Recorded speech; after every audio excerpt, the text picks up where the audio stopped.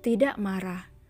Keesokan harinya, Ariel tersenyum puas melihat berita tentang bar ternama di salah satu kota kecil, habis dilalap si jago merah. Bahkan tidak ada satupun korban yang selamat. Tentu saja tidak ada yang selamat, mereka bekerja dengan baik, gumam Ariel menyunggingkan senyumnya. Ariel keluar ruang tamu dan melihat Farel tengah diobati oleh Jessie yang mengomel-ngomel tanpa henti. "Mom, ini hanya luka kecil," jawab Farel dengan bosan tingkah Jessie yang menganggapnya anak-anak. Hati Momi yang paling sakit melihat tubuh putra Momi terluka. Bahkan luka di tubuh Ariel saja sudah sangat menyakiti hati Momi. Momi tidak sanggup melihat bekas luka di tubuhnya. Jika kalian memang ingin membunuh Momi secara perlahan, silakan saja buat tubuh kalian terluka. Jessie marah-marah. Ariel mendengar perkataan Jessie. Lagi-lagi hatinya menghangat. Kata-kata Jessie menjelaskan bahwa Jessie akan menderita jika Ariel maupun Farel terluka. Farel melihat Ariel pun berbicara. "Lihat gah, gara-garamu aku jadi kena marah Momi." Jessie buru-buru fokus dengan tugasnya mengobati lecet-lecet di tubuh Farel. "Cak, kenapa kau bisa berada di tengah hutan?" tanya Ariel mendekat dan duduk di samping Jessie. "Sebelum jatuh ke jurang, aku dan Marani tersangkut di pohon, dan di samping pohon itu ada gua. Kami tidak punya pilihan selain masuk ke dalam gua itu," jawab Farel. "Oh," jawab Ariel. Farel mendengus saja. Mereka menoleh ke arah Sila yang juga diomeli oleh Suryo. Saat menuruni tangga terlihat oleh Farel kekasihnya itu tengah mengerucutkan bibirnya. "Masih main-main lagi, Ham? Papa bisa mati berdiri jika dapat kabar yang sama lagi. Kamu mengerti maksud Papa kan, sayang?" tanya Suryo. "Iya, Pak. Sila minta maaf," cicit Sila yang tak membantah omelan Suryo karena dirinya memanglah bersalah. "Pipi mana, Om?" "Mana, Mom?" tanya Ramon yang baru datang. "Mungkin masih tidur, Pi," jawab Jessie. Jessie melihat ke arah Ariel. "Siapkan susu dan sarapannya, nak. Sejak kemarin dia tidak mau makan dan malamnya setelah melihat Sila kembali dia mau makan. Mungkin saja tenaganya masih lemah." "Iya, Mom." Franz berlari ke arah Ariel yang mengacak rambutnya. "Abang," dengus Franz. Ariel melenggang pergi. Franz berjalan ke arah Farel sambil membenarkan rambutnya. "Bagaimana Bang hidup di hutan?" tanya Franz penasaran. "Diamlah, Maharani yang lebih pandai di dalam hutan. Aku terlihat paling bodoh dibanding dia," jawab Farel. Franz, Ramon, dan Jessie menoleh ke arah Sila yang semakin diomeli oleh Suryo. "Kamu tidak berubah, sayang. Sejak dulu suka sekali bikin Papa khawatir. Tiap hari selalu main di hutan, bahkan Papa beberapa kali kesasar masuk hutan mencarimu," omel Suryo panjang lebar. Sudah Suryo, jangan memarahi putrimu lagi. Asalkan dia baik-baik saja itu sudah hal baik, bukan?" Jessie mendekati Sila. Sila dengan manja memeluk Jessie. Farel mendekat ke Suryo. "Maafkan Farel, Pak. Ini semua salah Farel," ucap Farel. Suryo hanya bisa menghela napas panjang. "Baiklah kalau begitu Papa pulang, nak. Ayo sayang." Suryo pamit pada keluarga Farel lalu beranjak pergi membawa Sila. "Apa Papa marah sama Farel, Mom?" tanya Farel.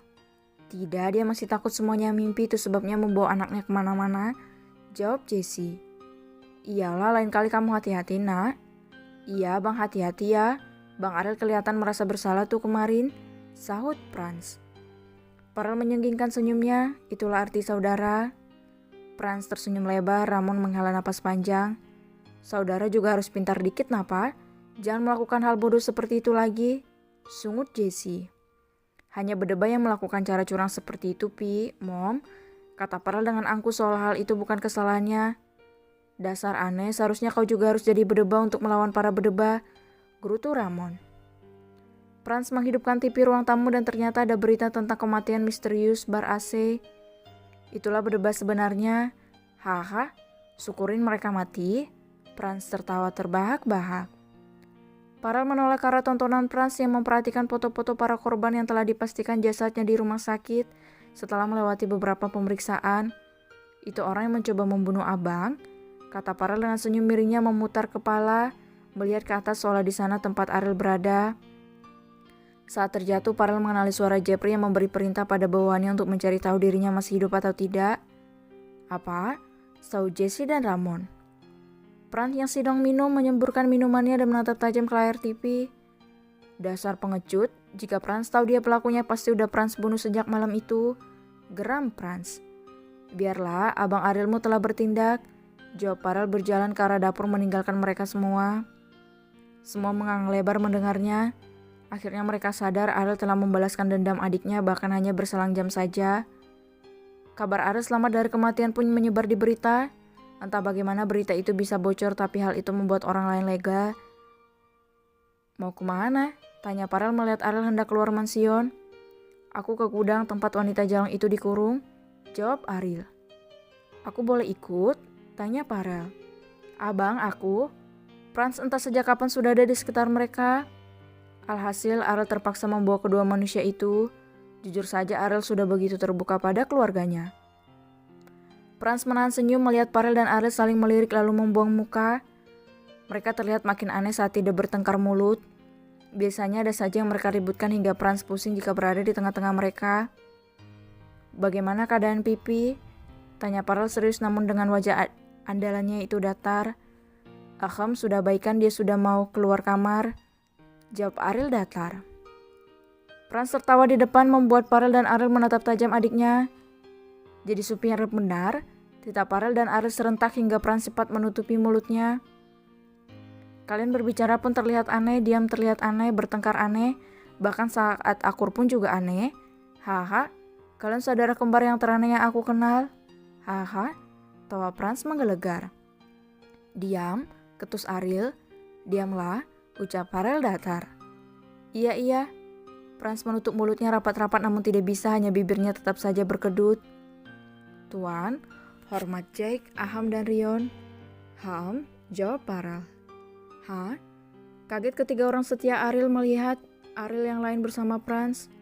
Tuan, sapa mereka bertiga dengan kikuk melihat Parel dan Ariel bergantian. Ada apa? Tanya Franz heran. Yang mana tuan muda kami? Tanya Rion. Franz tertawa lebar melirik ke samping hingga ketiga manusia itu membelalak lalu menggaruk-garuk kepala dengan malu. Namun terlihat takut. Ariel marah sebab mereka tidak bisa mengenali Ariel. Cak, cepatlah, tita Parel. Berisik. Ketus Ariel mengabaikan bawahannya itu yang lega karena tidak kena marah oleh Ariel. Syukurlah tuan tidak marah, gumam Jack lega. Ayo cepat, ajak Franz terkikik.